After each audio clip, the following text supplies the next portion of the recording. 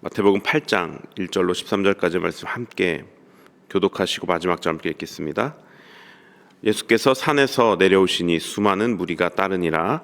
한 나병 환자가 나와 절하며 이르되 주여 원하시면 저를 깨끗하게 하실 수 있나이다 하거늘 예수께서 손을 내밀어 그에게 대시며 이르시되 내가 원하노니 깨끗함을 받으라 하시니 즉시 그의 나병이 깨끗하여진지라. 예수께서 이르시되 삼가 아무에게도 이르지 말고 다만 가서 제사장에게 내 몸을 보이고 모세가 명한 예물을 드려 그들에게 입증하라 하시니라. 예수께서 가버나움에 들어가시니 한 백부장이 나와 간구하여 이르되 주여 내 하인이 중풍병으로 집에 누워 몹시 괴로워하나이다. 이르시되 내가 가서 고쳐주리라. 백부장이 대답하여 이르되 주여 내 집에 들어오심을 나는 감당하지 못하겠사오니 다만 말씀으로만 하옵소서. 그러면 내 하인이 낫겠사옵나이다. 나도 남의 수하에 있는 사람이요 내 아래에도 군사가 있으니 이더러 가라 하면 가고 저더러 오라 하면 오고 내 종더러 이것을 하라 하면 하나이다. 예수께서 들으시고 놀랍게 여겨 따르는 자들에게 이르시되 내가 진실로 너희에게 이르노니 이스라엘 중 아무에게서도 이만한 믿음을 보지 못하였노라. 또 너희에게 이르노니 동서로부터 많은 사람이 이르러 아브라함과 이삭과 야곱과 함께 천국에 앉으려니와 그 나라의 본 자손들은 바깥 어두운 데 쫓겨나 거기서 울며 이를 갈게 되리라. 함께 읽습니다. 예수께서 백부장에게 이르시되 가라 내 믿은 대로 될지어다 하시니 그 즉시 하인이 나으니라. 아멘. 오늘 말씀은 우리가 너무나도 많이 들어온 백부장에 대한 말씀이 있는데 그래서 많이 들으셨을 것 같아서 오늘은 그 위에 나병 환자 이야기를 조금 나누려고 합니다. 예수님의 산상수훈을 들은 많은 사람들이 그 어떤 곳에서도 들어볼 수 없었던 이 진리의 말씀을 듣고 매료돼서 산에서 내려오시는 예수님을 엄청나게 많이 따르기 시작합니다. 그 큰 무리들과 함께 산에서 내려오시는 길에 한 나병 환자가 예수님께 나와 절하면서 주님이 원하시면 저를 깨끗하게 하실 수 있습니다 라고 간청을 하는 일이 생깁니다. 레위기 13장 45, 46절에 의하면 이스라엘 진영 중에 나병 환자가 발생하면 다음과 같이 분류되었습니다. 나병 환자는 옷을 찢고 머리를 풀며 윗입술을 가리고 외치기를 부정하다 부정하다 할 것이요 병 있는 날 동안은 늘 부정할 것이라. 그가 부정한즉 혼자 살되 진영 밖에서 살지니라. 이 레위기의 율법입니다. 하나님께서 명하신 것이죠. 나병을 진단받은 사람은 이 병이 있는 날 동안은 부정하다라고 판명이 되기 때문에 진영 안으로 들어올 수 없고 진영 바깥에 공동체 바깥에 살다가 이 나병이 나은 것을 제사장에게 확인받고 다시 진영 안 공동체 안으로 들어올 수가 있었습니다. 여기서 나병을 확인하는 사람은 의사가 아니었어요.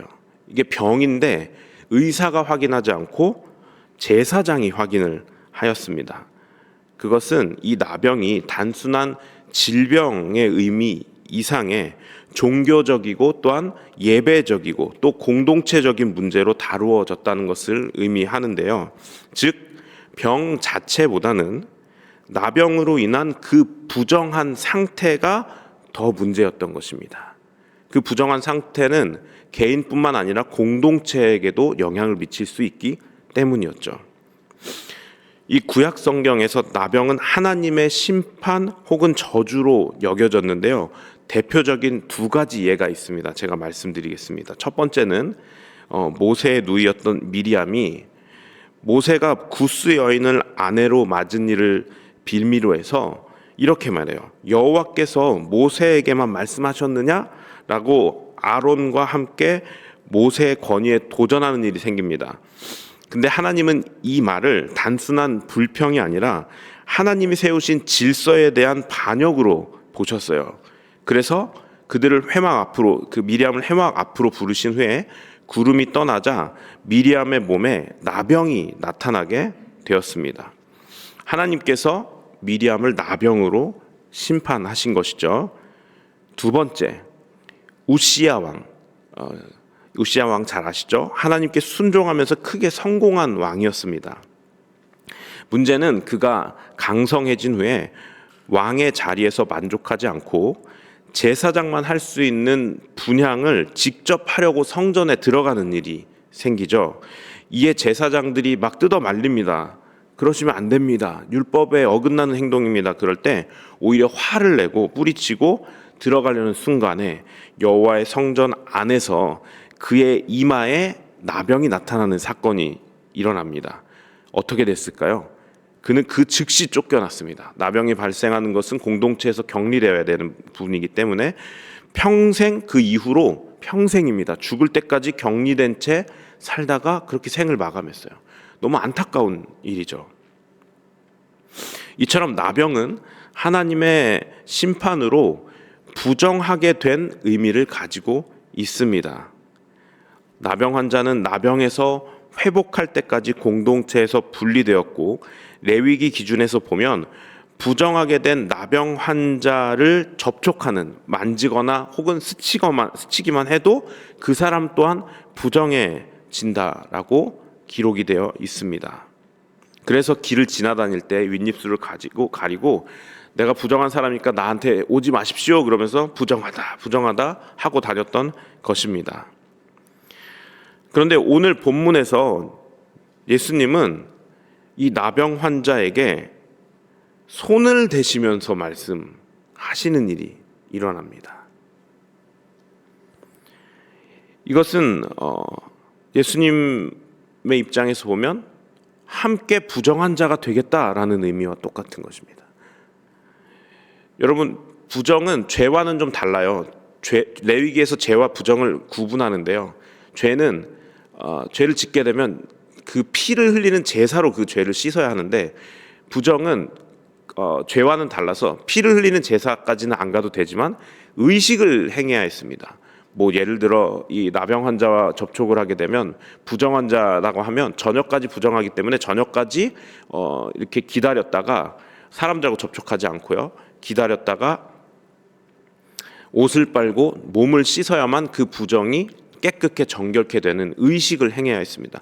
어쨌든 이 부정해진다는 것은 율법적으로 보면은 이 율법에서는 좋지 않은 것으로 보는 것이고, 여러분, 이 마태복음이 모세오경을 잘 알고 있는 유대인들을 위해 쓰여졌다는 것 여러분 기억하고 계시죠?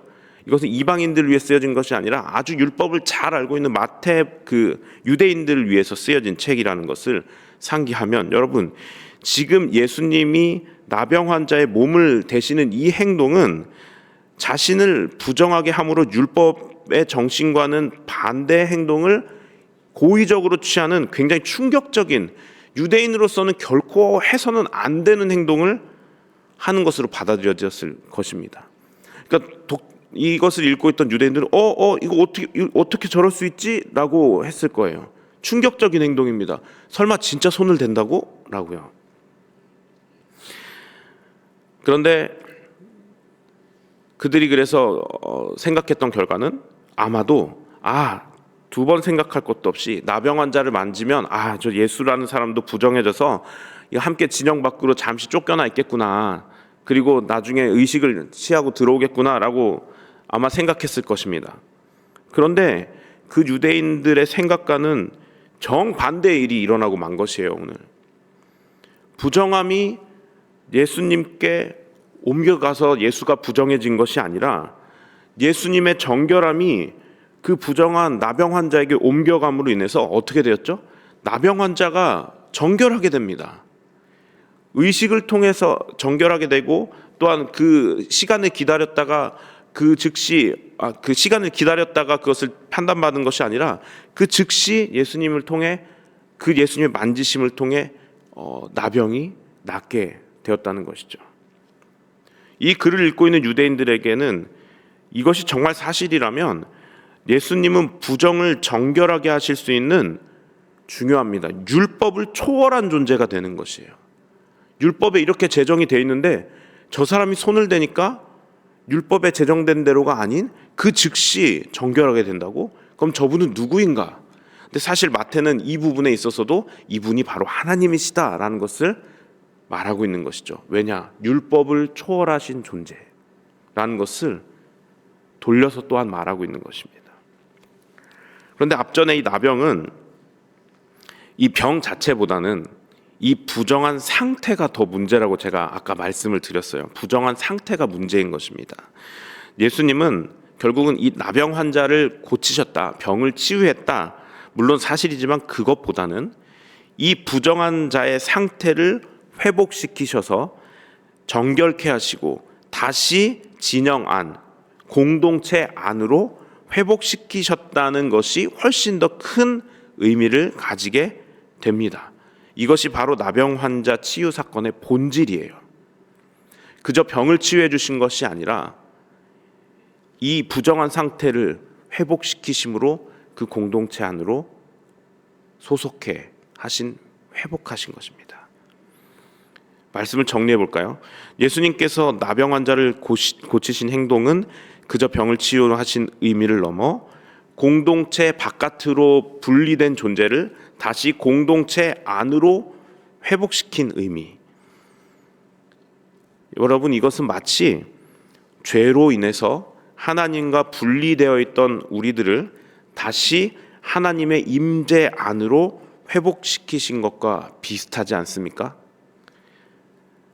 이 나병 환자를 치유하신 사건은 십자가 대속의 의미를 미리 엿보게 하신 사역입니다. 예수님께서 그 부정한 나병 환자에게 손을 직접 대심으로 그 나병 환자가 다시 공동체 안으로 들어오게 되는 회복, 정결을 경험하게 되죠.